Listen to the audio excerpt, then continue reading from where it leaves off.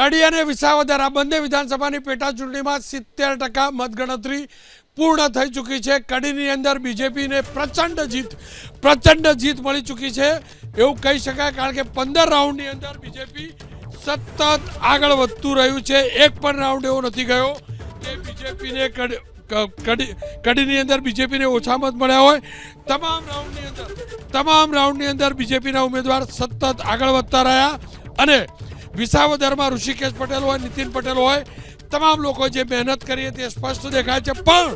પણ અહીંયા મોટો ટ્વિસ્ટ કમળ કડીમાં ખીલ્યું તો કિરીટ પટેલના હાથમાં આપેલું કમળ વિસાવદરમાં કરમાયું છે।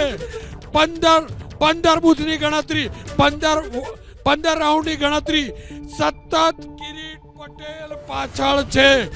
વિસાવદરથી કિરીટ પટેલ વિસાવદરમાં કિરીટ પટેલ સતત પાછળ ચાલી રહ્યા છે। કિરીટ પટેલ હાર તરફ આગળ વધી રહ્યા છે। ભારતીય જનતા પક્ષના કિરીટ પટેલ હાર તરફ આગળ વધી રહ્યા છે। 15 રાઉન્ડની મતગણતરી પૂર્ણ થઈ ચૂકી છે। આપના ઉમેદવાર 54,961 મત।